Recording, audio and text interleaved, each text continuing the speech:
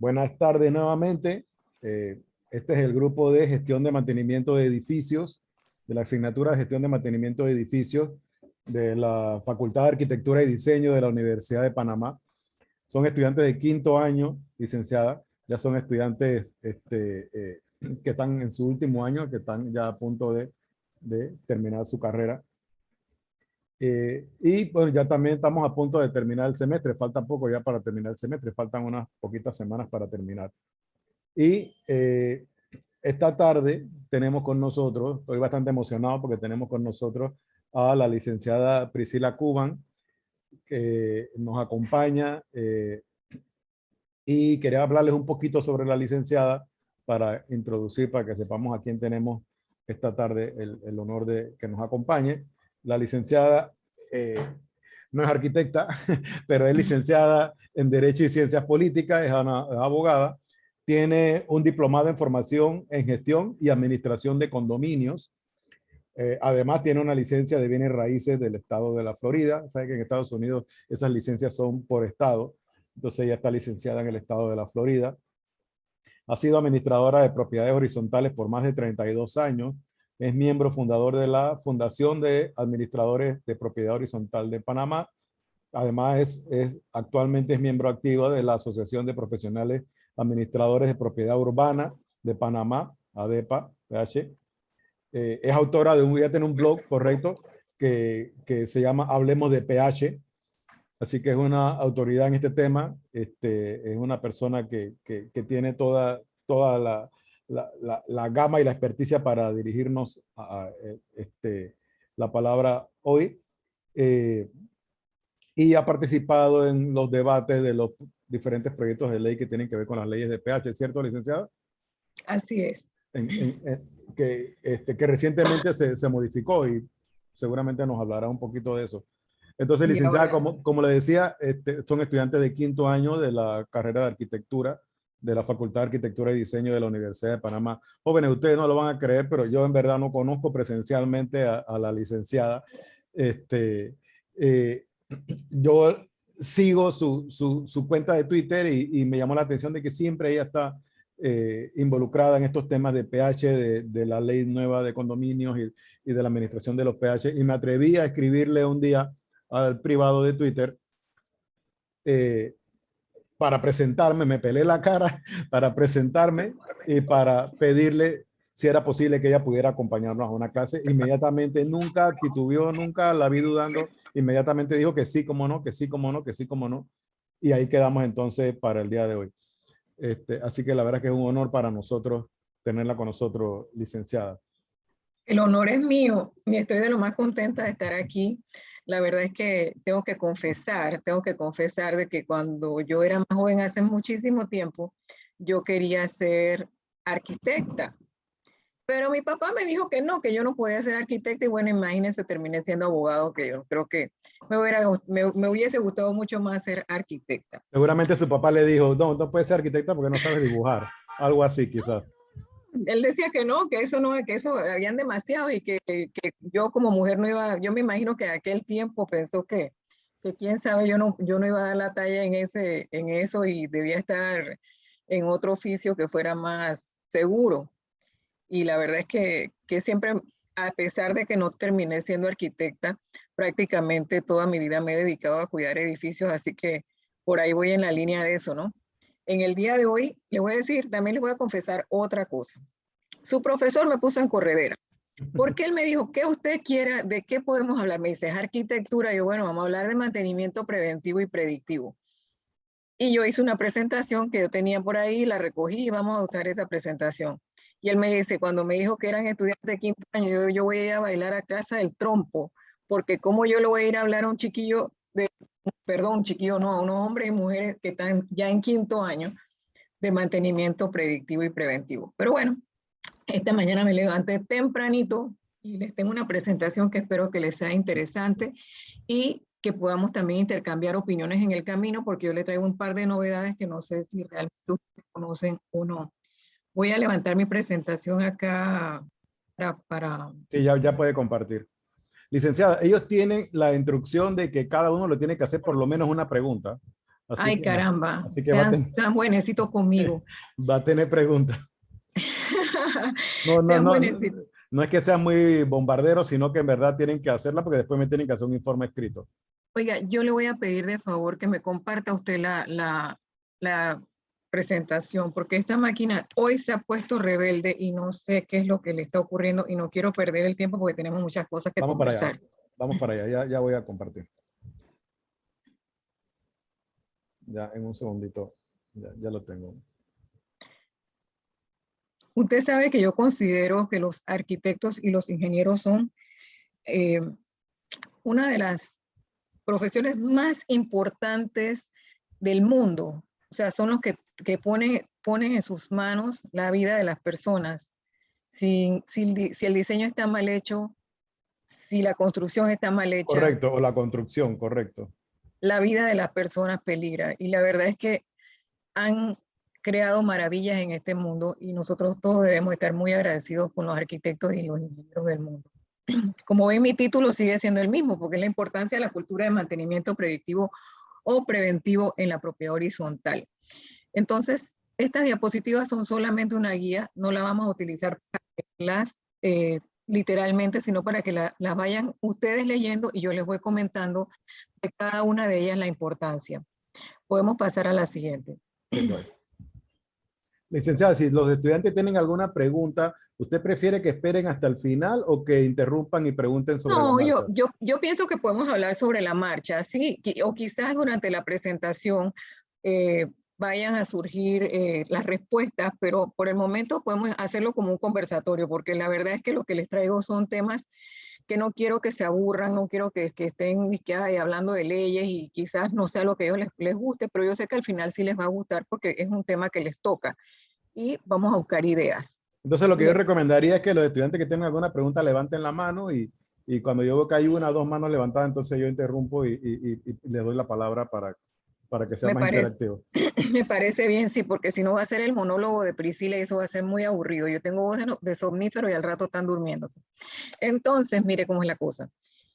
Recientemente, como usted bien lo dijo, se hizo un cambio en la ley de propiedad horizontal y en este cambio que se hizo en la ley de propiedad horizontal yo puedo resaltar un par de temas que tienen que ver con la vida humana y que tienen que ver también con lo que viene siendo el trabajo de los arquitectos y las personas idóneas.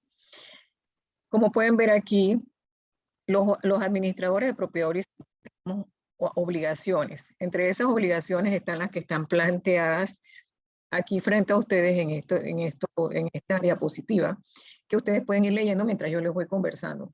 Quizás una de las, yo siempre le digo a mis estudiantes, digo yo a mis colegas cuando estoy haciendo docencia, que nosotros somos custodios de bienes. Sí, eso es cierto. Nosotros custodiamos dinero, custodiamos aparatos, custodiamos estructuras, pero al final nosotros venimos siendo también custodios de la vida de las personas. Casi el 80% del trabajo de un administrador de propiedad horizontal se refiere a velar por el cuidado de la vida de las personas. Y no me voy a extender en el día de hoy, ni me voy a meter a hablar de las normas NFPA, porque me imagino que ustedes como estudiantes de quinto año de arquitectura deben estar muy relacionados con estas normas. Sí las podemos mencionar, podemos discutir algunas cosas sobre ellas, pero al final siempre estoy pensando que ustedes tienen esto en conocimiento. Entonces, esa custodia de esa vida de las personas empieza en el momento que usted hace el mantenimiento efectivo de todos los aparatos y todos los equipos que tiene un edificio.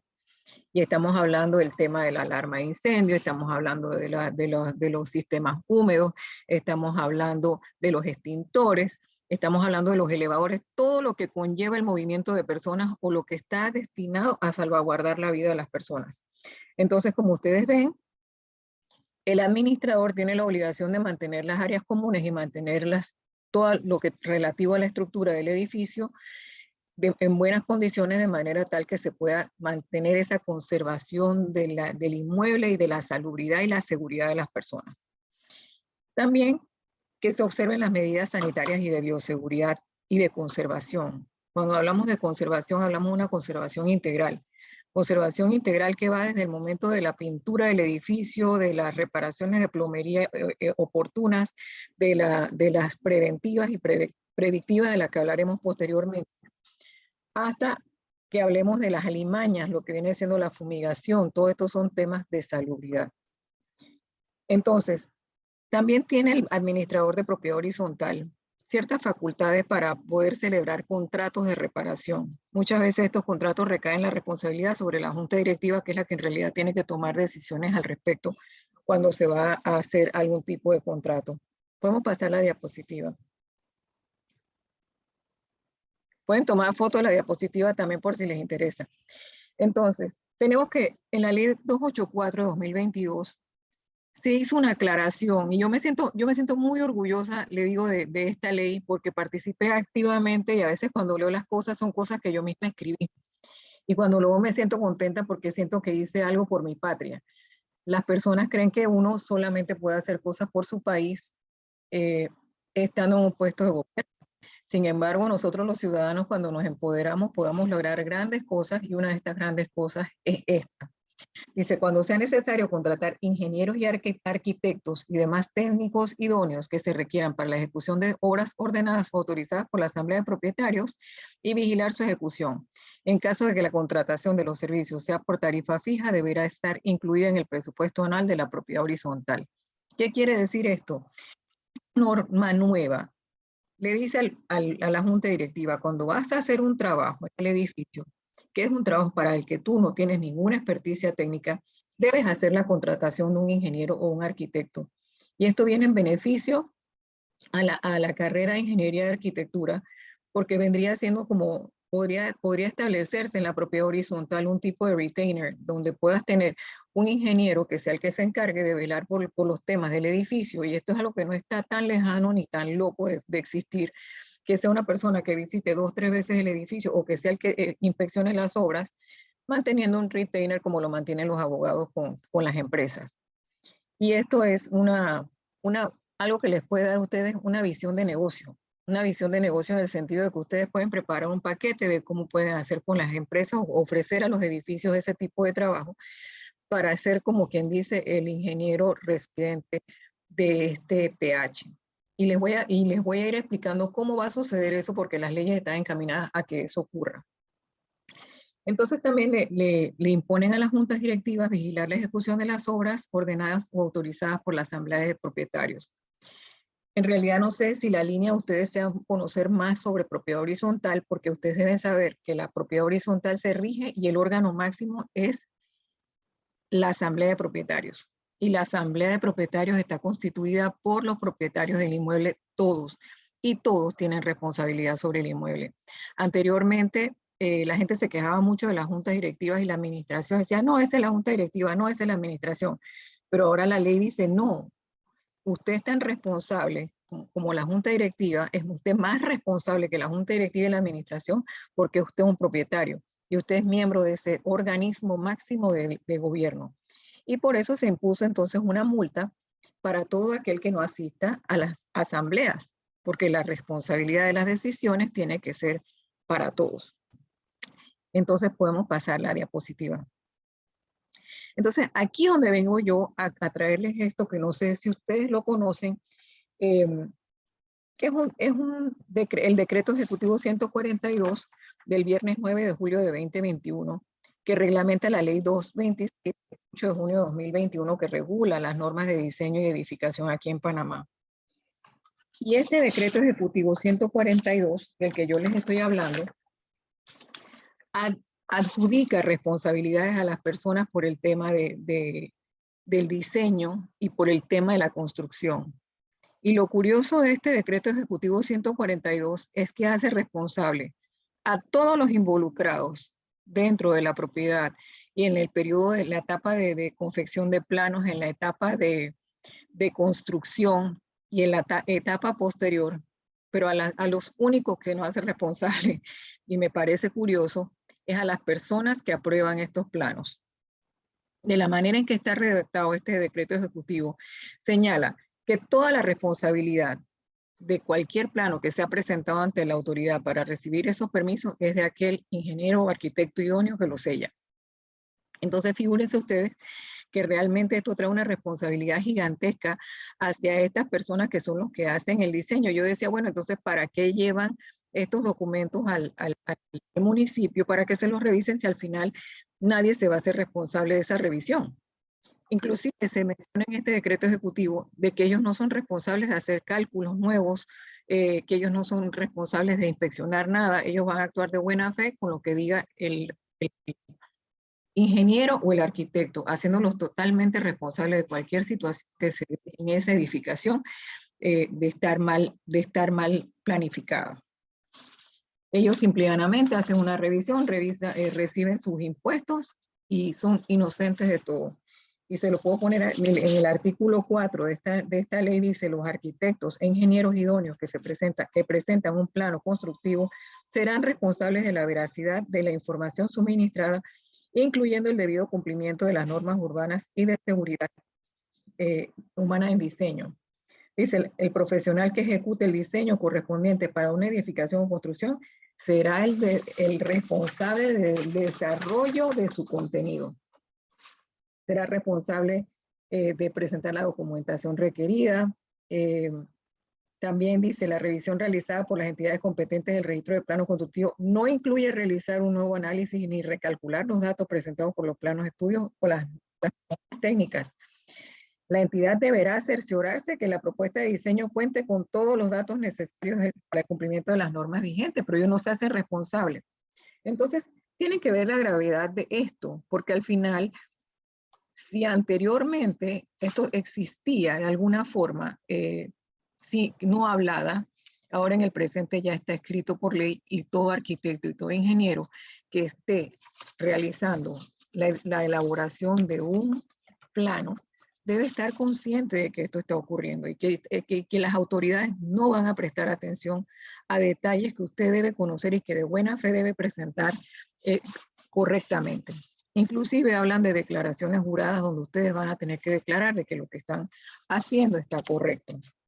Entonces, tenemos también, hablando de todo este tema de la responsabilidad que tienen los propietarios, que al final de esta disposición habla de la responsabilidad del mantenimiento de las obras. O sea, ya una vez construida, ya una vez que ya pasó el periodo de tiempo de garantía y todas estas cosas, entonces habla en su artículo 17 que es responsabilidad de las juntas directivas de las propiedades horizontales, propietarios y o habitantes del inmueble. Y hago énfasis en I o el habitante del inmueble porque ya no estábamos hablando solamente de los propietarios, estamos hablando también de la gente que reside, ya sea por uso o por alquiler. También son responsables del mantenimiento del inmueble. Dice, realizar el mantenimiento periódico adecuado de sus edificaciones una vez se haya emitido un permiso de certificación de ocupación. Este mantenimiento debe incluir el estado de la estructura, las losas, columnas, mampostería, ventanería, techos, revestimientos, rampas de acceso, rutas de evacuación, escaleras y barandales. Dígame, Javier. Sí, mire, por lo menos en la responsabilidad usted mencionó que la responsabilidad recaía sobre el arquitecto y el ingeniero en la hora de la construcción. Ya cuando el edificio entra en funcionamiento, entra a la junta directiva, siendo responsable de la junta directiva. Quiero saber, en venta, ¿cuáles son las responsabilidades que lleva la promotora ante los clientes al vender ese edificio? ¿Cuáles serían sus responsabilidades? Bueno, la promotora tiene un periodo de vigencia que no puede eliminar la sociedad con la que construyó el edificio por un periodo de 10 años. Yo no sé si ustedes conocen de que hay muchas cosas que tienen que ver con la garantía del edificio, las cuales se pueden inclusive hacer reclamos a través de la Codeco o a través de la justicia ordinaria con referencia a aquellos daños que aparecen dentro del periodo de garantía. Ellos siempre hablan de los daños ocultos que están por los que a menos de 5 años que no hayan sido detectados por el propietario o por los propietarios que pueden establecer un reclamo. Y si son vicios ocultos pueden llegar hasta 10 años el tiempo para hacer los reclamos. A veces es un poco difícil establecer esta responsabilidad porque la misma autoridad se hace guabinosa para hacer este tipo de reclamos y cuando haces el reclamo y de repente no puedes llegar al éxito. Recientemente hubo un caso donde un edificio que está ubicado en Carrasquilla utilizó los servicios de un muy buen abogado que en derecho de defensa al consumidor, que se llama el licenciado Giovanni Fletcher, le voy a hacer la propaganda, y este abogado Giovanni Fletcher logró ganarle a la empresa Pedros unos reclamos sobre garantía de temas de daños ocultos y de incumplimiento de contrato con referencia a los bienes comunes. Entonces, esa pregunta de Javier es tan enredada también porque los promotores, y es algo muy importante que ustedes tienen que ver al momento, si es que el interés también es comprar en propiedad horizontal. Siempre antes de meterse en una propiedad horizontal, ustedes de meterse en el registro público y leer lo que tiene el reglamento de copropiedad. Porque en esos reglamentos de copropiedad los promotores se abrogan derechos leoninos, unas reservas que son exageradas. Temas, yo leí un reglamento de copropiedad hace poco que hasta se reservaba el derecho de poder hacer fiestas en el área común mientras no terminara de vender las unidades inmobiliarias para poder realizar sus ventas. Entonces, ese tema del promotor, siempre hay cabida de hacer reclamos para esos vicios ocultos y cada uno de ustedes como arquitecto, ese es otro servicio que pueden ofrecer. Paquetes a las personas cuando se van a mudar de hacerle la revisión completa del apartamento. Yo creo que es mejor invertir un poco de dinero antes de entrar a una propiedad y llevar a un idóneo que realmente te revise tu apartamento y vea lo que tú no ves. Porque el ojo entrenado del arquitecto, del ingeniero, sabe decirte cuando algo está mal puesto, cuando algo está mal hecho, cuando la carga no es la suficiente, o si el breaker no aguanta o el panel de eléctrico no es lo suficiente para ese apartamento. Son todas cosas que las personas deben tratar de buscar esos servicios de los arquitectos e ingenieros para poder cubrir eso. Pero sí, los reclamos se pueden hacer. El reclamo que no se puede hacer por la vía de Acodeco se puede hacer por la justicia ordinaria. Todos estos reclamos de garantía. Y dependiendo de lo que tenga en su contrato de compraventa también.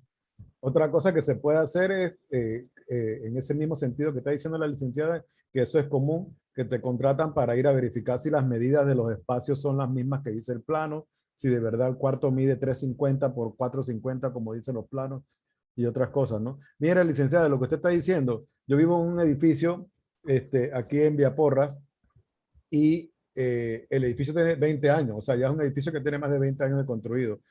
El promotor, el que hizo el edificio, todavía tiene un estacionamiento aquí y tiene un depósito aquí en el edificio, porque desde que lo hizo, él se abrogó el derecho de quedarse con un depósito y él tiene un pocotón de papeles y cosas de él aquí y él no tiene ninguna oficina, no tiene nada aquí, pero él tiene un parking aquí y un depósito aquí.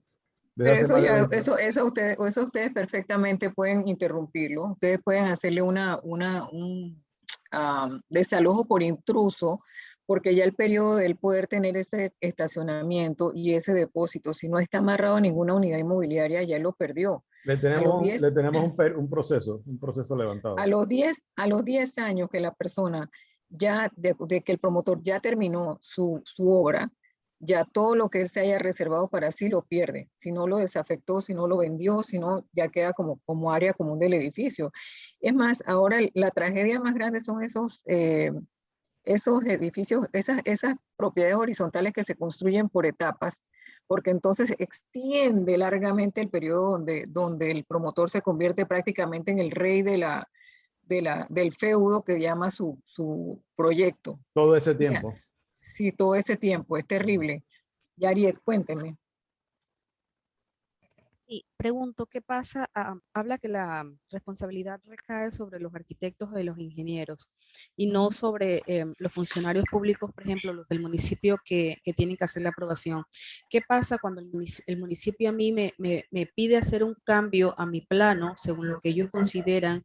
Yo hago el cambio para poder sellar y que corra el plano, y cuando se construye además resulta que esa modificación que me pidió el municipio no es la adecuada. O sea, ¿va a caer sobre mí esa responsabilidad? Va a caer sobre usted, porque ellos se están limpiando como Poncio Pilato. Ellos simplemente dicen, no es mi responsabilidad. Aunque ellos me hayan pedido el cambio. Aunque ellos le hayan pedido el cambio, porque al final usted como idóneo tiene que saber si eso es correcto o no. O sea, mire, yo soy abogada y de las peleonas, y cuando yo veo una opinión de la autoridad que a mí no me parece, yo contesto y digo, no estoy de acuerdo. Y la peleo hasta la muerte.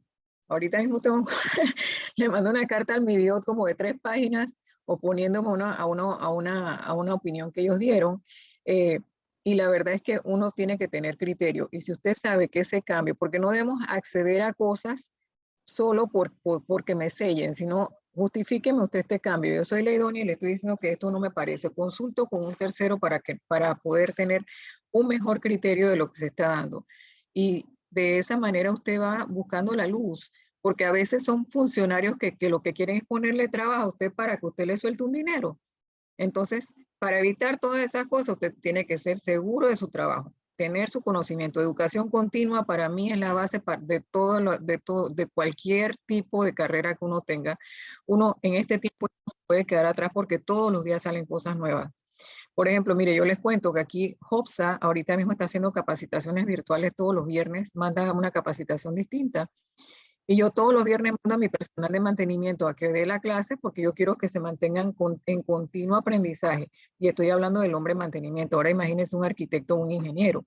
Entonces es importante que usted, al momento de que le hagan cualquier observación que usted considere que es incorrecta, vaya y busque el sustento para poder discutirla y corregirla y evitar que le hagan a usted, le obliguen a usted a hacer algo que usted no deba hacer o que a su criterio esté incorrecto. Eso lo lleva mucho por el tema de la educación y uno tener y de la investigación. A usted le dicen, le señalan que algo está mal en el plano, usted investigue, consulte, que el que consulta menos se equivoca. Y siempre hay personas bien ávidas y bien expertas que le pueden dar una orientación sobre eso. Pero nunca se deje torcer el brazo, si usted cree que tiene la razón. Ya, si después todo el mundo le dice, sí, eso lo tienes malo, entonces sí, corrija rapidito y lo lleva allá, porque igual usted va a ser la responsable de todo eso. No sé si tienen alguna otra pregunta, sino para seguir. Iba a decir algo, Yariet. Gracias, muy amable. Bueno, entonces, como si este decreto ejecutivo fuera poco, no sabiendo mi tiempo para no alargarme en algún tema, como si este decreto ejecutivo fuera poco, ahora hay un proyecto de ley del cual yo les quiero hablar, que es un proyecto de ley que está engavetado ahorita mismo y que también discutí. Es un proyecto de ley que es el proyecto de ley 658 del 2021. Este proyecto de ley 658 del 2021 es para crear la recertificación de ocupación de las propiedades horizontales. Entonces, ese decreto lo que señala es que quieren recertificar las propiedades de más de 40 años. Y esas propiedades de más de 40 años que quieren recertificar, nace esa certificación a raíz. Pásame la diapositiva, por favor. Ajá, exacto, esto es lo que quería que vieran. Cuando se dio en la Florida el derrumbe de este edificio Champlain, yo quiero llevarlos al escenario de ese edificio que está frente al mar, en un área exclusiva, donde la gente paga muchísimo dinero por una cuota de gastos comunes, donde todo es lujo y esplendor. Pero miren lo que pasaba con este edificio. Este edificio estaba teniendo el embate del tiempo, el embate de la salitre. Sabían que tenían que hacer las reparaciones, sabían que había que hacer todas las modificaciones, pero no, eran millones de dólares. Esperaron hasta que el edificio estuviera muy averiado para poder arreglarlo. Cuando se da esta situación en la Florida, acá en Panamá y en muchos otros lados del mundo, la gente entró en pánico porque nunca nadie se imaginó que de la nada un edificio que está hecho de cemento y de hierro y de columnas y todo lo que ustedes conocen que tiene un edificio, se pudiera venir abajo como si fuera unas migajitas de pan, un paquete de galletas. Tan peligroso. ¿Cuántas personas murieron ahí? ¿Quiénes serían los responsables? Dígame, Susana. Buenas tardes, profesora. Casualmente, en mi cabeza venía con esa pregunta, pero no sabía en qué momento intervenir. Porque en Panamá se da mucho que los edificios de alquiler, que originalmente era de alquiler, el dueño en algún momento decide vendérselo a sus inquilinos, pues a los que están alquilando el apartamento, pero no son apartamentos nuevos, son apartamentos que ya tienen más de 30 años. Eso se hace un avalúo, el banco decide cuál es el precio justo, se vende, pero el mantenimiento se olvida, porque ya cada propietario de apartamento es como más, ¿cómo le hago la pregunta? ¿En qué momento los dueños de esos apartamentos tienen que someter a evaluaciones el edificio en sí, porque ellos son dueños del edificio, son propiedad horizontal, se convierte en propiedad horizontal? ¿En qué momento ellos deben comenzar a hacer evaluaciones y cada qué tiempo se deben hacer evaluaciones a edificios de más de 40 años? Bueno, efectivamente, ahora vamos a hablar, cuando desarrolle el tema de la ley, vamos a ver todo eso y vamos a conversar sobre ese tema en lo subsiguiente. Vamos a ver qué dice Ana y qué dice Susana y seguimos con eso. Susana. Eres Solís, profe, licenciada. Susana era la que estaba hablando, licenciada. Susana era la que... No. Ah, ya estaba hablando. Sí. También había levantado la mano, disculpe. También mi pregunta iba referida a eso, o sea, que cada tiempo uno debería hacer un avalúo ya luego de los 40 años, porque o sea, también quería hacer la misma pregunta. Bueno, ahorita vamos a hablar bastante de eso, porque tengo lo que dice la ley y lo que digo yo. Entonces ahí ya me explayo hablando sobre este tema. Mire, esta ley de recertificación que se creó a raíz de esta situación que se dio con el edificio Champlain, fue prohijada rápidamente y se convirtió en el proyecto, puede ser el anteproyecto de ley 61, por eso que me cuesta un poquito de trabajo decir que 658, porque yo me acostumbré con el 61 cuando empecé a hacer mi contestación. Y este proyecto se hizo de buena fe, sin embargo este proyecto no está bien elaborado y está engavetado en este momento, no le han dado seguimiento y no sé si no lo van a tener como cosa prioritaria o lo han visto como algo muy difícil de alcanzar. Les voy a decir unas cuantas cositas de este proyecto de ley 658, que dice, se crea la recertificación de ocupación para las propiedades horizontales con antigüedad de 40 años o más contados desde la fecha de obtención del permiso de ocupación municipal, que será emitida por el Benemérito Cuerpo de Bomberos de la República de Panamá y el municipio correspondiente con la intención de salvaguardar la vida e inversión de sus propietarios o ocupantes. Dice, estarán obligadas a presentar ante el Benemérito Cuerpo de Bomberos de la República de Panamá y al municipio correspondiente una solicitud de recertificación de ocupación. Para esto van a tener 120 días para realizarla a partir de la entrada en vigencia de la ley. Entonces, ya ahí empezamos mal con la ley. Si Panamá no tiene personal ni para los trámites que tienen que hacer ahora, imagínense en 120 días que todos los edificios de Panamá le pidan al Cuerpo de Bomberos hacer una inspección o una recertificación. ¿Qué pasó? Los bomberos detrilaron. Si van a hacer esto y nos van a hacer este proyecto de ley, tienen que darnos plata y tienen que dotarnos de personal. O sea, quedan todos ustedes empleados inmediatamente en los bomberos porque van a necesitar un chorro de gente para que puedan llevar a cabo estas certificaciones. Cuando yo vi este tema de esta ley, yo veía los edificios en Panamá y yo decía, Dios mío, yo no sé cómo aquí en Panamá no ha ocurrido una desgracia. Y la verdad es que todavía sigo pensando lo mismo y pienso que dejar que un edificio pase más de 10 años sin revisar, más de 5 años sin revisar, ya es un problema.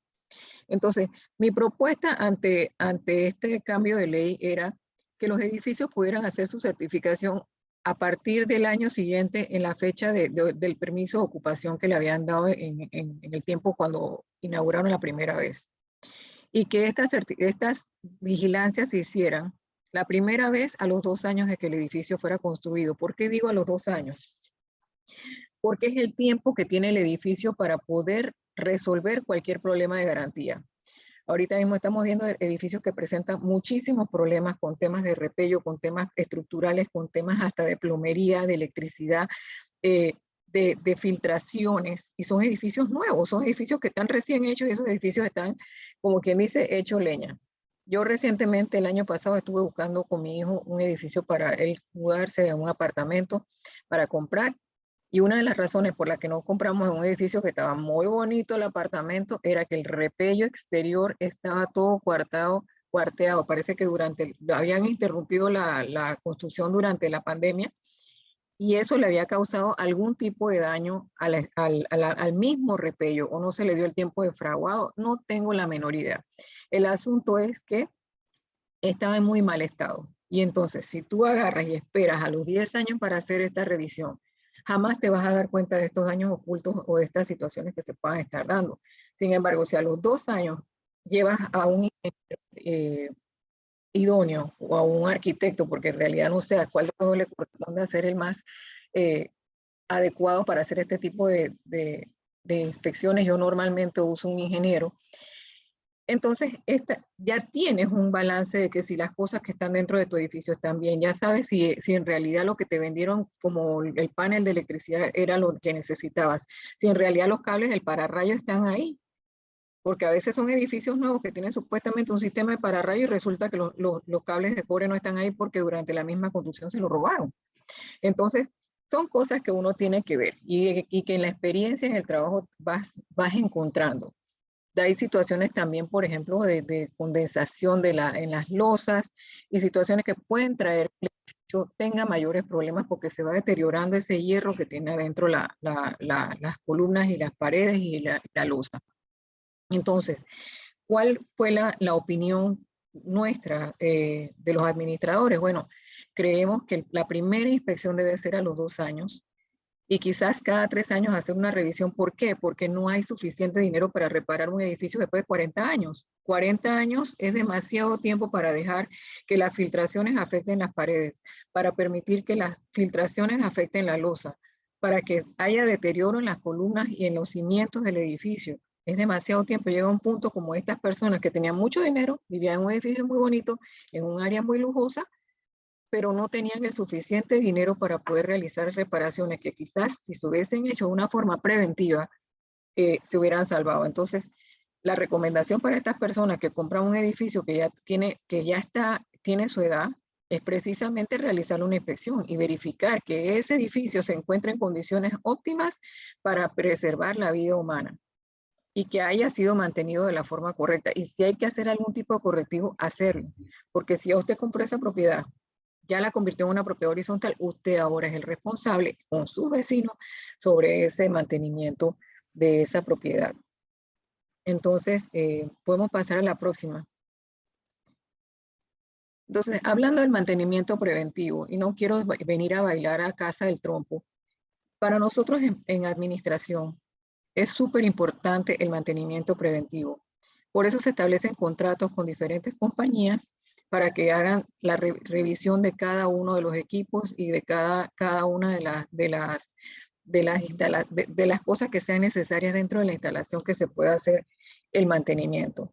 No podemos tener, por ejemplo, un elevador, porque pondríamos en peligro la vida humana, un elevador sin ser mantenido, sin recibir ese trato todos los meses donde viene el señor de mantenimiento, lo revisa, dice qué es lo que tiene el elevador que necesite ayuda, le hace las reparaciones, lubrica y mantiene. Igual los aires acondicionados, igual las bombas de agua, igual la planta eléctrica, etcétera. Todos los equipos que tiene un edificio.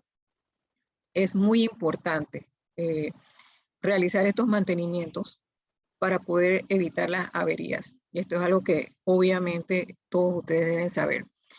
Vamos a ver la siguiente. ¿Cuál es la ventaja de la aplicación del mantenimiento preventivo y predictivo? Porque ahora vamos a ver el predictivo. Esta diapositiva se me movió. Precisamente es vamos a verlo, si total es lo mismo. La gestión optimizada de la programación del mantenimiento reporta las siguientes ventajas, dice aquí. El aumento de disponibilidad de la maquinaria, la vida útil. Usted quiere que el equipo le dure muchísimo. Usted tiene que estar siempre un paso adelante. Yo, por ejemplo, con el elevador, los elevadores del edificio. Anteriormente yo tenía unos elevadores marca Dover, ya los cambiamos hace poco por un Gen 2, que es un elevador mucho más eficiente. No que el Dover fuera malo, porque el Dover era buenísimo. La cosa es que eventualmente ya no tenía piezas para reemplazo, si no todavía tendría mis elevadores Dover andando. Pero yo lo que hacía con Dover era que le decía, bueno, dígame, a corto plazo, ¿qué necesito? A mediano plazo, ¿qué necesito? Y a largo plazo, ¿qué necesito? ¿Por qué? Para poder mantener los fondos necesarios para poder hacer ese mantenimiento preventivo y ese mantenimiento predictivo.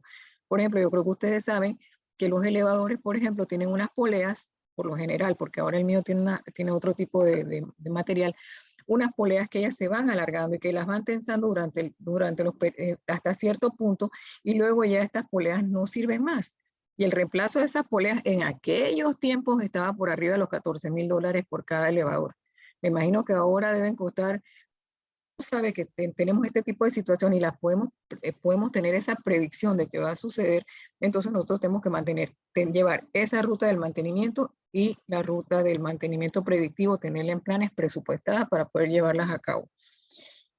Tienes menos pérdidas de materia prima por paradas no planificadas y rearranques, y en administración de salud mental, porque donde se para un elevador, usted ténganlo por seguro que el que vive en el piso 17 o ahora en estos edificios de piso 40, 42 o 39, se va a acordar de su mamá, de su papá, de su abuelita, cada vez que se tienen que montar en el elevador y no lo encuentran. Entonces, todas estas cosas son temas que uno debe poder predecir y poder darle el mantenimiento adecuado para que esto no ocurra. Entonces, aquí mira la reducción de por daños de equipo, la reducción de riesgos de mortalidad por errores humanos. Yo no sé si ustedes escucharon, por ejemplo, un caso que se dio aquí al lado en el Hard Rock Café, donde el señor de mantenimiento de aire acondicionado cayó y murió haciendo su trabajo.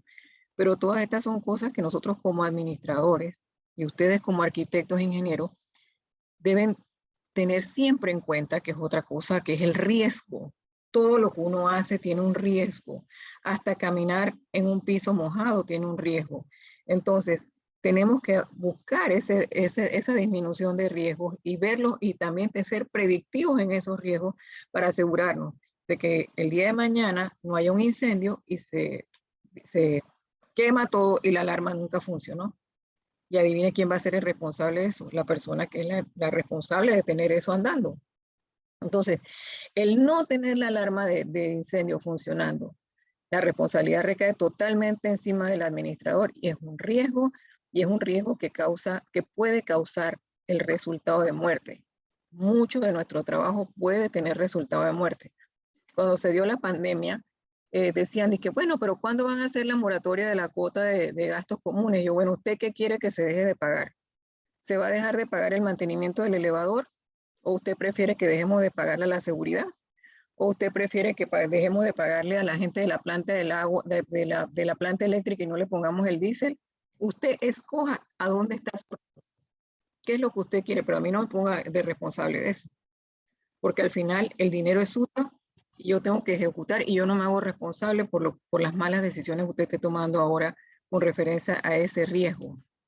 Entonces, asimismo, dígame, Ana.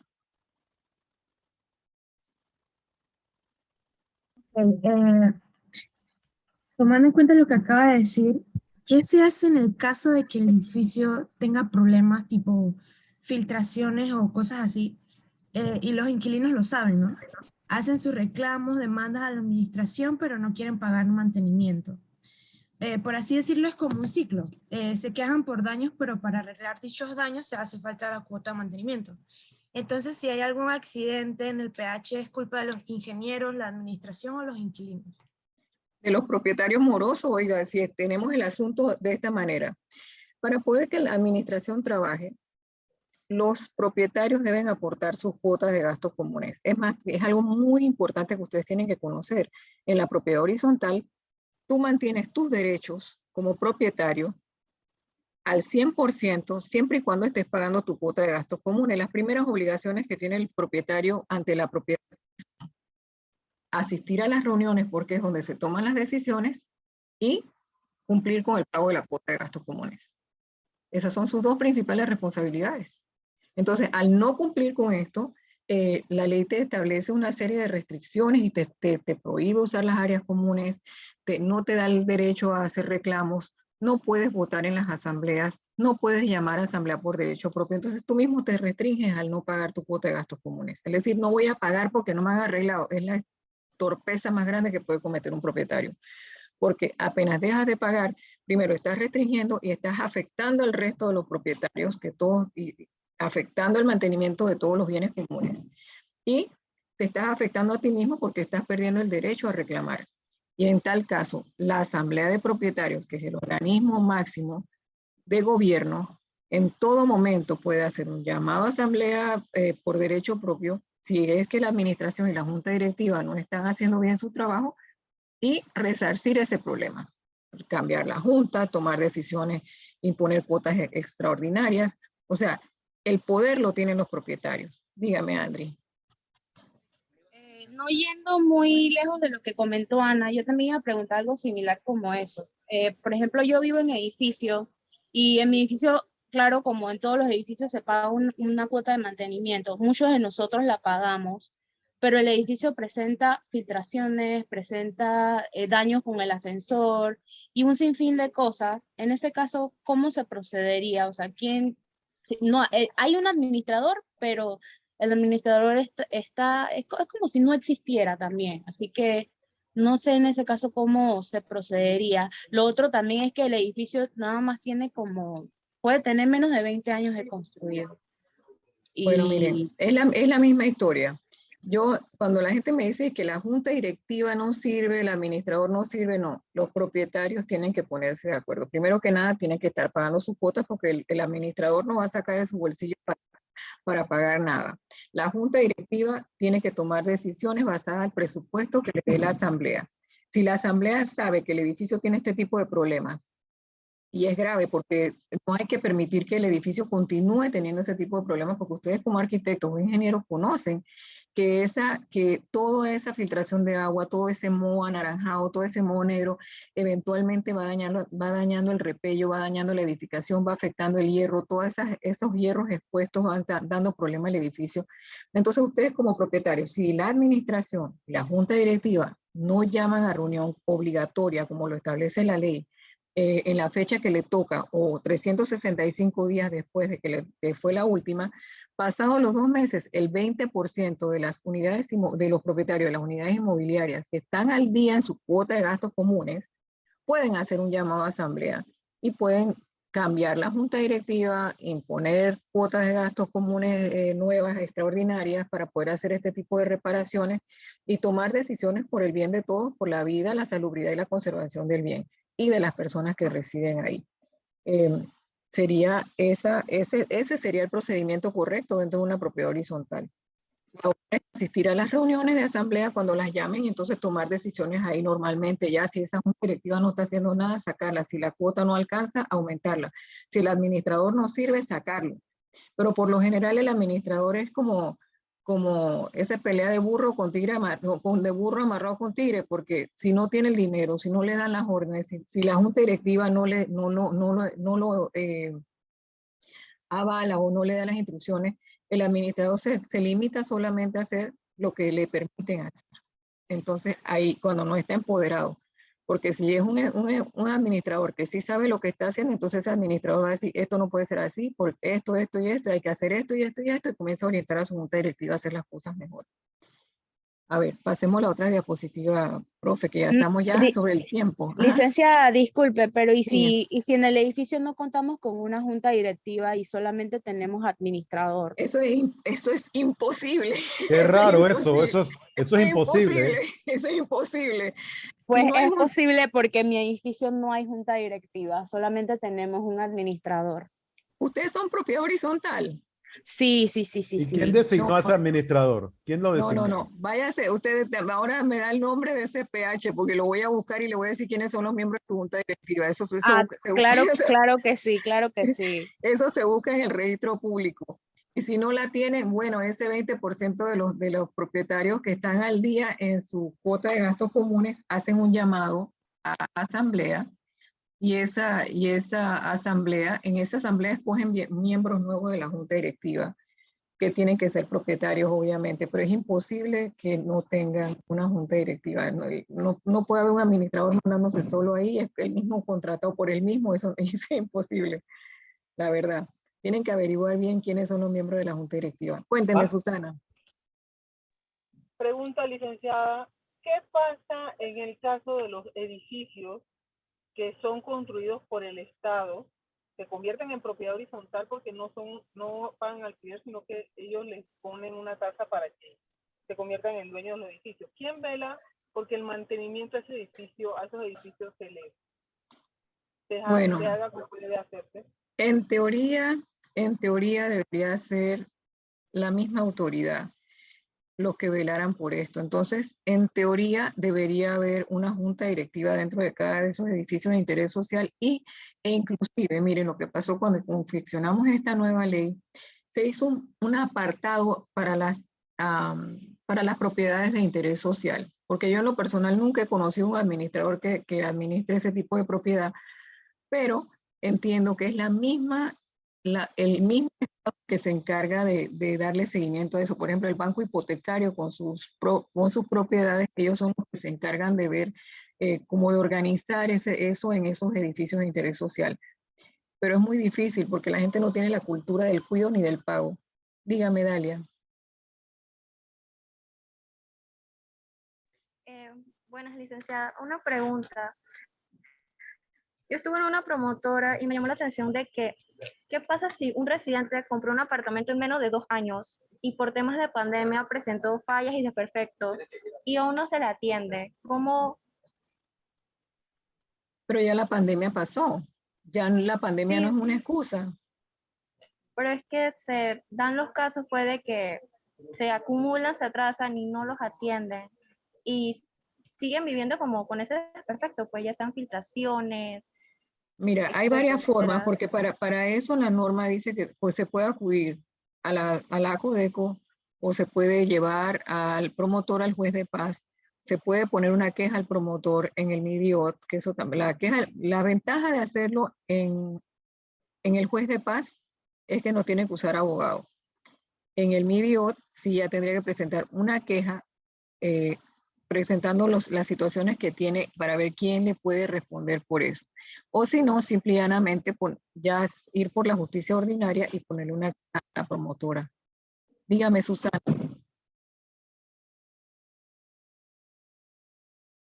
Digo, lo normal es que le insista al promotor para que le repare también, ¿no? Por tema de pandemia quizás está atrasado, pero que tenga la buena fe, que se demuestre que usted intentó que le resolvieran el problema. Susana, ¿no va a preguntar? Disculpe, Bueno, se me olvidó bajar la mano. está bien. Dice, el mantenimiento predictivo basado en la condición evalúa el estado de la maquinaria y recomienda intervenir o no. El mantenimiento basado en la condición optimiza el mantenimiento preventivo de manera que determina el momento preciso para cada intervención técnica de mantenimientos en los activos industriales. Esto es como el carro, que usted sabe que cada 3 meses o cada 3.000 kilómetros o 5.000, yo soy muy mala en eso del mantenimiento del carro, tiene que llevar el vehículo a que se le dé un mantenimiento preventivo y ahí en esa sesión entonces te van diciendo cuál es tu mantenimiento predictivo, qué es lo que se te va a dañar o qué es lo que se encuentra en mal estado y que puedes mejorar para ese equipo que tienes andando. Pasemos a la próxima, por favor. Se me perdió el profesor, no lo veo ya. Se me fue. ¿Me oyen? Sí se le escucha. Sí Ay, se le escucha. es que se fue el profesor, no está aquí. No, estoy aquí, estaba silencioso. Ah, no, pero es que le estoy diciendo que me pase la diapositiva. Perdón. Tranquilo. Bueno, estábamos entonces hablando también sobre otro tema, sobre el mismo tema de este proyecto de ley 658. E inclusive en ese proyecto de ley había algo que era un poquito discriminativo, porque decían que los profesionales idóneos que elaboren el informe de incidencia de inspección podrán ser arquitectos o ingenieros civiles con más de 15 años de experiencia y que cumplan con una serie de requisitos que establecerá y certificará el Ministerio de Vivienda y Ordenamiento Territorial. Dice, para esto el Ministerio de Vivienda elaborará un procedimiento de certificación y creará una base de datos nacional que estará disponible de forma digital para todos los interesados. Entonces, suena como ridículo porque una vez que la persona obtiene su idoneidad, por ejemplo, un médico que obtiene su idoneidad no tiene que esperar 15 años para poder revisar un paciente. Entonces, ¿cómo es posible que una persona que pase el tiempo en la universidad, que se gradúa, que obtiene su idoneidad y cumple todos sus requisitos para poder ejercer, ser discriminado por el tiempo de trabajo? Una de las observaciones que se hicieron en ese entonces es la idoneidad de los profesionales no puede estar sujeta a los años de ejercicio, sino a los requisitos que el propio rector determine. El establecer una lista acorta las probabilidades de competencia y eso es algo muy, muy fuerte que ocurra, porque entonces al acortar la lista, el costo para que estas certificaciones se den, y si todas se tienen que dar en el mismo momento, ustedes se imaginan esa competencia desleal que se da en esa situación. Entonces, en ese sentido, podemos ver que les invito a revisar este proyecto de ley 658, que en cualquier momento pueden activarlo, para que ustedes como estudiantes de arquitectura puedan, o de ingeniería, puedan entonces refutar u opinar, porque todos los ciudadanos tenemos derecho a hacerlo, en contra de esas leyes que puedan ser perjudiciales para nosotros o para nuestra profesión. Dígame, Mario. Sí, buenas tardes. Tenía una pregunta ahorita hablando de idoneidad y con el tema anterior de la administración. Lo que pasa es que si hay alguna norma que regula el tema de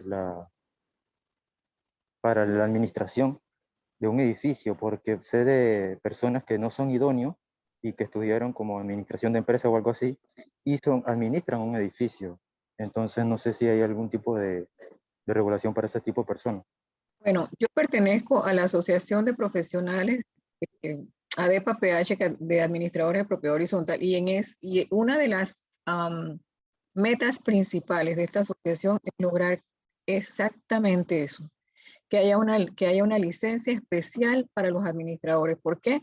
Porque precisamente nosotros que estamos en el campo nos encontramos con muchas personas que no son idóneas, que no tienen conocimiento de las normas, que no tienen conocimiento alguno de todo lo que tiene que ver con administración. Piensan que administrar un edificio es ir a hacer recibos o a hacer cheques, cuando en realidad la administración envuelve un perfil demasiado fuerte. O sea, solamente cobrar las cuotas. no, piensan que nada más es cobrar la cuota y ya, y realizar contratos, y no es así. El administrador tiene que, primero que nada, que hay un sinfín de normas relacionadas, porque yo le estoy mencionando un parcito hoy a ustedes, pero hay un sinfín de normas relacionadas con la propiedad horizontal que el administrador debe conocer y que pueden causar pérdidas a una... Mira, algo tan sencillo como no conocer de normas laborales. Un administrador que no conozca de normas laborales comete arbitrariedades. Y esas arbitrariedades que comete son las que terminan poniendo al edificio en situaciones difíciles de demandas, de cautelas de dinero, de que le secuestren las cuentas del edificio. Todo esto ocurre cuando la persona no es idónea. Entonces, estamos trabajando en un proyecto de ley que ya habíamos presentado hace como 2 años, y ese proyecto de ley que se presentó lo engavetaron, no lo encontraron conveniente. Ahora lo estamos nuevamente revisando en la asociación para volverlo a presentar. Y mientras hacemos eso, entonces estamos trabajando en un diplomado que vamos a tener creo que a principios del año que viene, se va a dar un diplomado en la Universidad Nacional donde se va a dar un curso intensivo a las personas que son administradores y a los que son aspirantes administradores, y también va a haber otro currículum que tenemos allá en el INADE para hacer este tipo de capacitaciones a todos los administradores. Mientras tanto, ADEPA se ha tomado la responsabilidad de la educación de todos sus asociados, de llevarlos al conocimiento tanto de las normas, la norma de propiedad horizontal, de las normas asociadas a la propiedad horizontal, de las normas de seguridad, las normas de la Caja de Seguro Social, la norma de las mascotas, las normas de los acuerdos municipales con referencia a fumigación. O sea, yo podría sentarme otro día que me invite el profesor a contarles todas las normas que están relacionadas con la propiedad horizontal, que es interesante porque la propiedad horizontal nace de la pobreza, porque quiero que ustedes sepan que la propiedad horizontal viene de los 460 años antes de Cristo. Y eso se dio con la norma, con la ley de Sicilia, donde le permitió a los plebeyos construir en el Monte Aventino. Y cuando les permitió hacer esa construcción, la gente no tenía, se juntaron entonces para poder construir. Y posteriormente a eso, podría decirles que un viaje que tuve yo a Rusia me dio mucha risa, porque decían que estos multifamiliares que ellos tenían allá, que eran edificios cuadrados muy parecidos a lo que nosotros tenemos acá en Panamá, decían que eso era la huella del comunismo, porque eran edificios que estaban hechos para alojar a las personas que no tenían el recurso para tener una casa. Y ahora acá en Panamá tener un condominio es un lujo. tener un apartamento es un lujo en muchos edificios. Entonces es difícil que aquí en Panamá, y es extraño que aquí en Panamá, teniendo tantos edificios, tantos rascacielos, tantas edificaciones hermosas y complicadas, no haya una carrera en la universidad que diga que es una carrera de administración de bienes inmuebles o administración de propiedades o edificaciones. Y en ese campo de administradores, claro, ustedes los arquitectos, los ingenieros, podrían, si se capacitan en todo este entorno de lo que tiene que ver las normas de propiedad horizontal, tienen un campo de trabajo muy bueno, de muchas formas. Hoy le he dado ideas de negocio, de inspeccionar apartamentos, de tener un retainer, ofrecer un retainer a los edificios. Eso sería un negocio para ustedes, tener por lo menos una renta, porque siempre hay tiempos de bonanza, pero hay tiempos de recesión. Y si usted tiene un ingreso fijo todos los meses que tiene aseguradito ahí, esa es una gran cosa que usted puede ofrecerle a otra gente. ¿Cómo pasa el profe? Ya estamos sobre el tiempo. Ahorita tengo otro webinar. Entonces, miren, les muestro esta hermosa edificación, que creo que esto es en San Miguel. Estos edificios que nosotros tenemos, que yo la verdad es que yo no sé si el Champlain se cayó, yo no sé cuándo se van a caer estos edificios.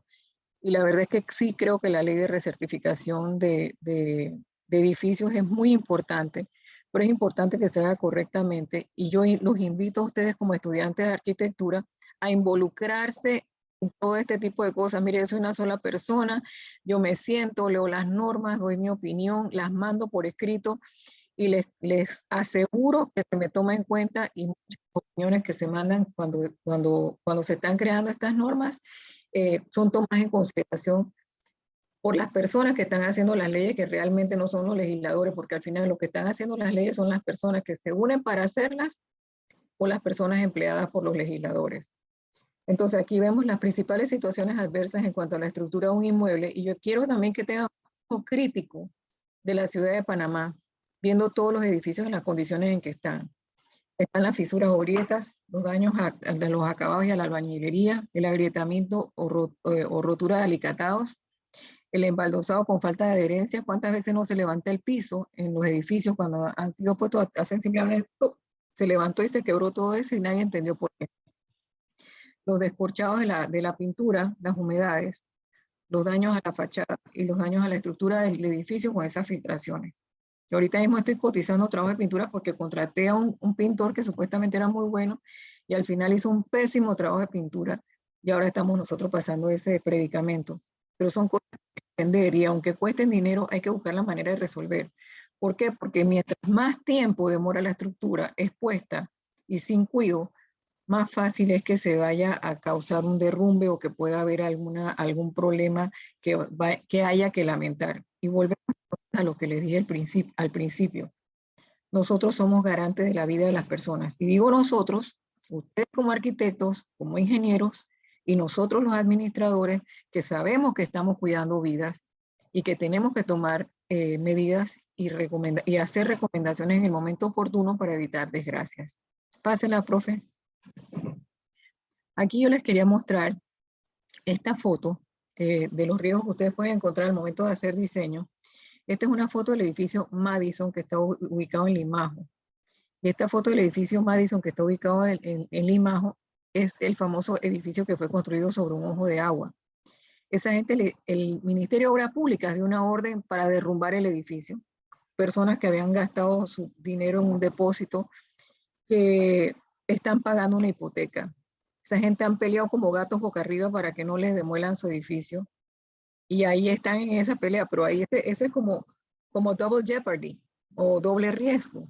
Porque de un lado tienes el riesgo de que te tumben tu edificio y sigas pagando por algo que simplemente no existe, o correrte el riesgo de vivir en un edificio inseguro. Entonces, ellos están buscando las medidas por medio de los ingenieros de rescatar ese edificio que está metido sobre ese ojo de agua. Por eso, cuando ustedes como arquitectos, no se adelanten, quédese todavía un poquito en la anterior.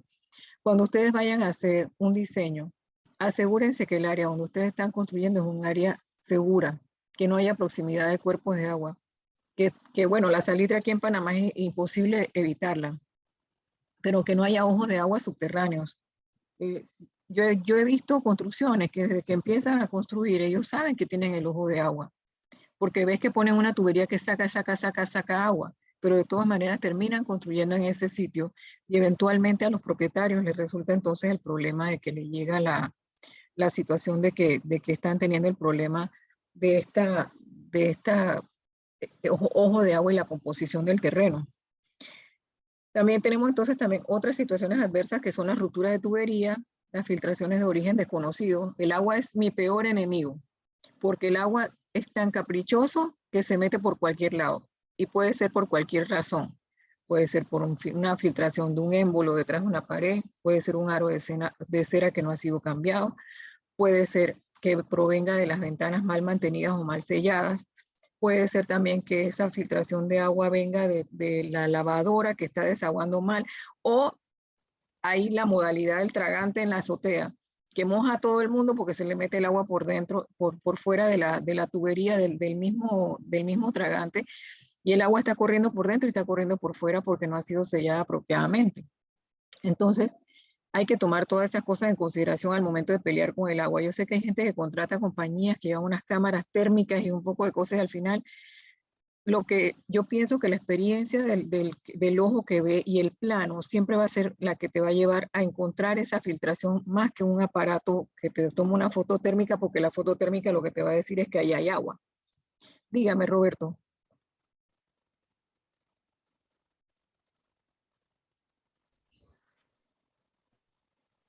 Roberto, no se le oye. Roberto, no se te escucha, Roberto. No se oye. Entiendo el micrófono. Ahora sí, ahora sí. Ahora sí. Bueno, buenas tardes. El ejemplo que mostró anteriormente, ¿por qué pasa más que, o sea, cuál es la mayor razón aquí en Panamá de que se lleguen a esos extremos? O sea, ¿es más por la morosidad de los inquilinos o tiene que ver más con los errores de diseño que hay en la mayoría de edificios del país que llegan a esos casos extremos?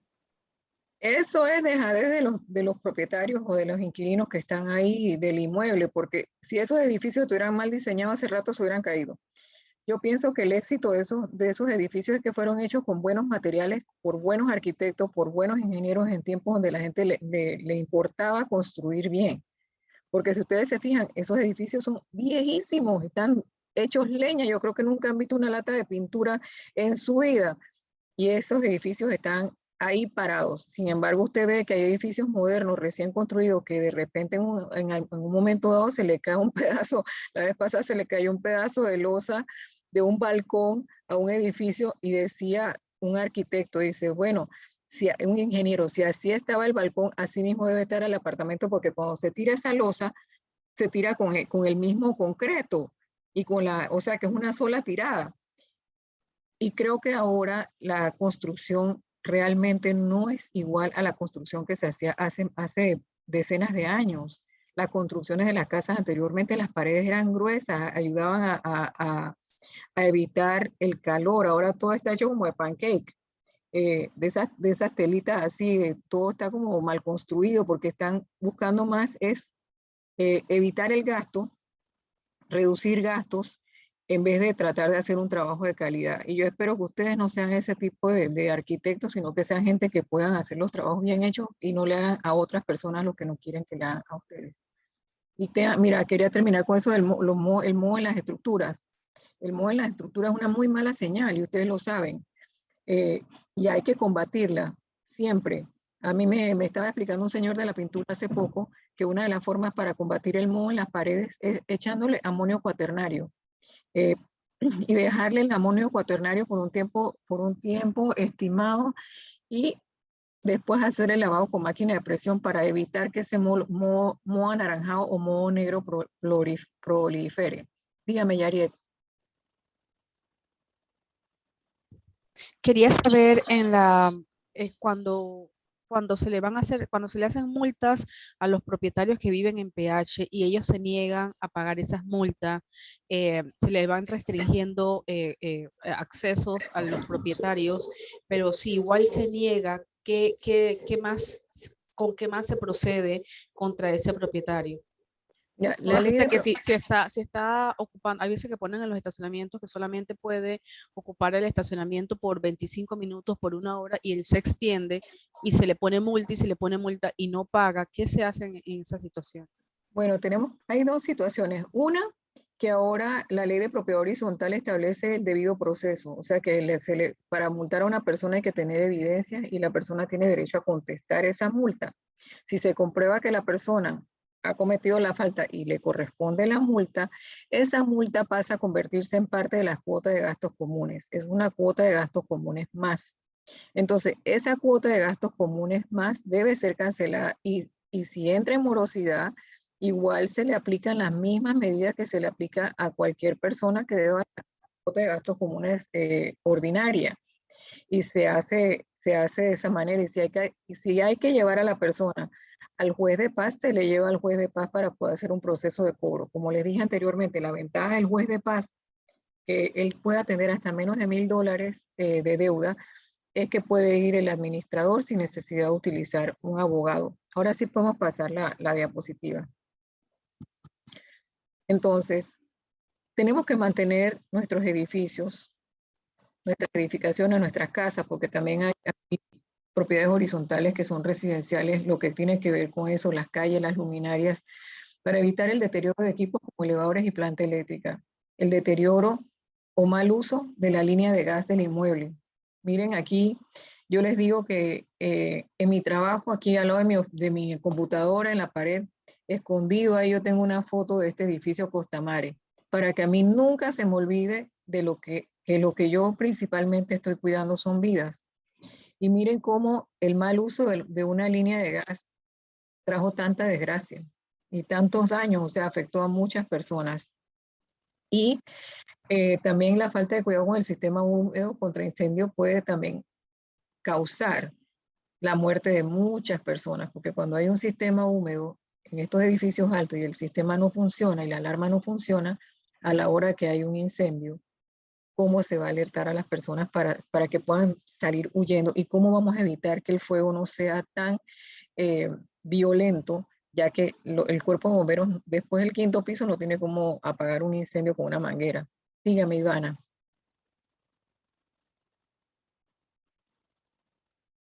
Ivana.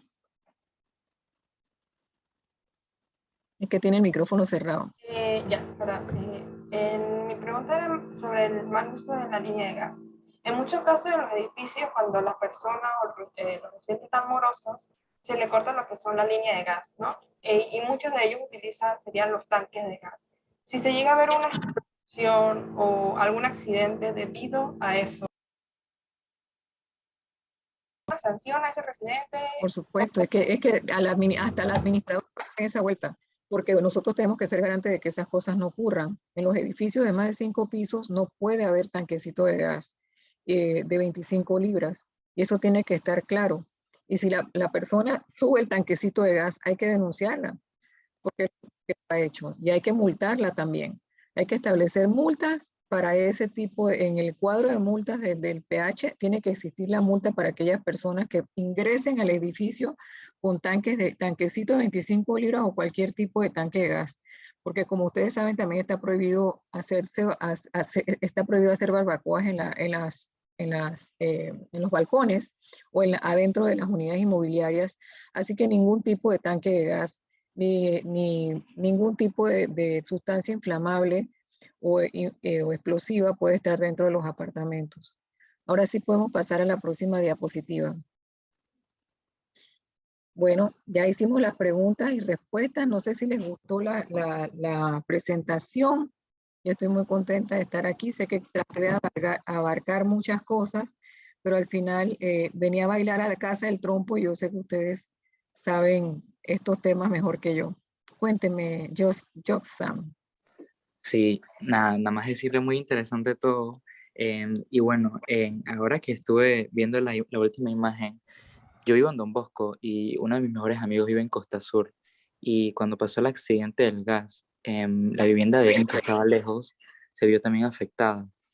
Entonces, ellos reclamaron, pero nunca, o sea, reclamaron con los mismos de la barriada, pero nunca pudieron solucionar algo y tuvieron que costear todos los daños de su bolsillo. Y yo siempre le dije como que, bueno, para ese entonces eso fue ya hace añitos, pero yo le dije como que, ok, deberían como buscar soluciones, pues porque en verdad eso no es su culpa. Pero sí, lastimosamente ellos tuvieron que pagar las cosas. Entonces, en caso tal, cuando por decirlo así, la promotora te dice como que no, no, en verdad no, eso es algo que se nos sale de las manos. Yo No sé pienso, si... mira, mi recomendación para todo el que viva en propiedad horizontal, y perdón que te interrumpí, pero es que estoy así como ya apuradita, pues tengo otro webinar en breves instantes. Mi opinión, en lo que yo recomiendo siempre, es que todas las personas que vivan en propiedad horizontal, uno, tengan una póliza de daños a terceros y dos, tengan una póliza de incendio multirriesgo para su propia unidad inmobiliaria. Porque de esa manera, si la otra póliza de seguro no paga, la aseguradora de uno le va a pagar y se va a encargar de que esa póliza le pague a ellos. Eso se los aseguro. Así que lo mejor que pueden tener cada uno, el que vive en PH o tenga propiedad en PH, es tener sus pólizas propias adicionales a que tiene el edificio por obligación. Está Adier y está Hillary. Adier primero para ir rapidito ya cerrando.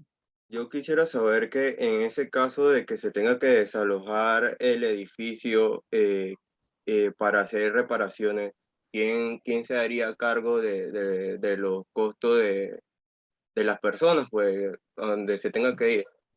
Cada persona, Cada porque persona. cada persona, porque ustedes están dueños de la propiedad como el vecino y todos son responsables de darle ese mantenimiento. Como le digo, al momento una cosa es la propiedad de la unidad inmobiliaria y otra cosa es la copropiedad. Y la copropiedad involucra la responsabilidad conjunta entre los propietarios. Y ya cada persona tiene que buscar dónde estar mientras está haciéndose la reparación. Es lo mismo que si estás en una casa, si tu casa se dañó y te tienes que ir para la casa de tu tía o algo, nadie te va a pagar eso, lo tienes que pagar tú. Exacto. Y terminamos con Stephanie porque me tengo que ir.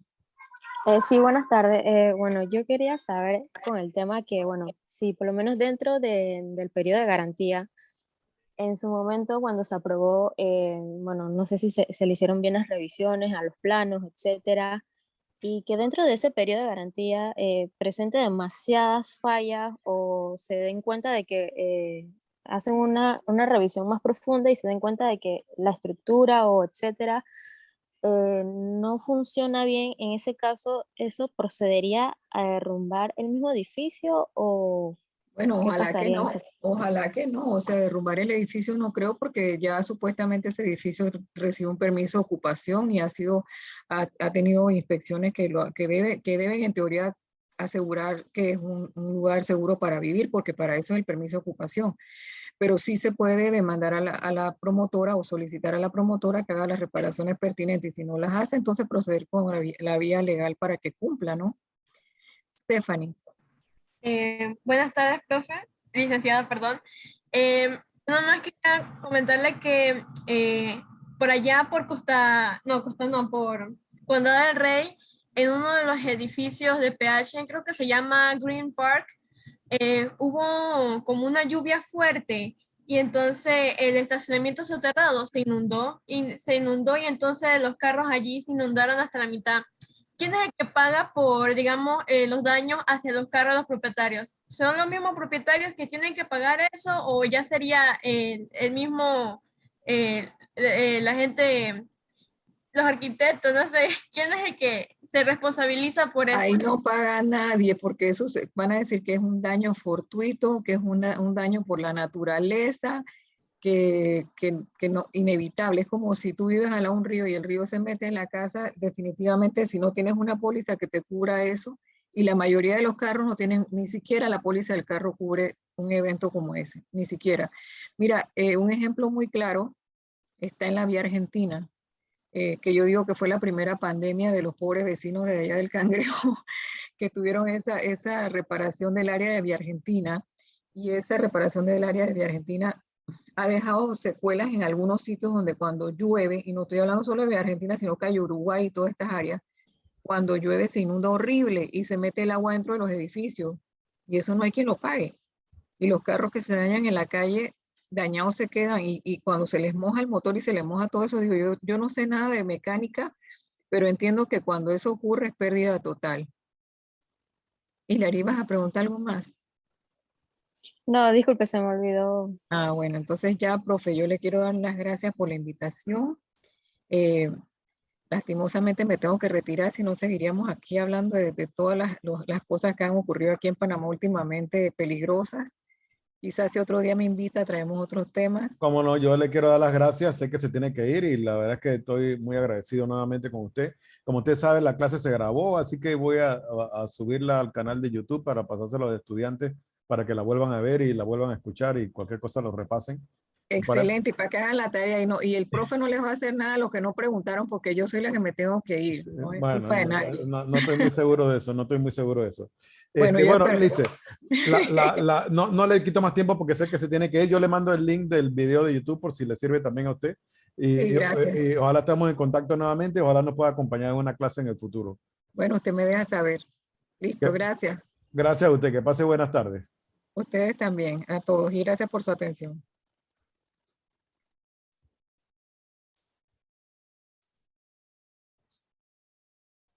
Bueno, jóvenes, yo creo que hubo algunos que no pudieron preguntar, ¿verdad? ¿O todos preguntaron? No, profe, faltamos. Bueno, ahí lo que hacen entonces en ese caso es que se pegan a las preguntas de sus compañeros y explican algunas de las preguntas que haya puesto, que haya hecho alguno de sus compañeros que haya sido interesante o haya sido relevante y que le hubiera gustado haberla hecho a ustedes y qué respuesta dio entonces la licenciada. Yo le voy a poner la tarea en Classroom, pero es para dentro de una semana, es para el próximo jueves. Nada más son 2 páginas.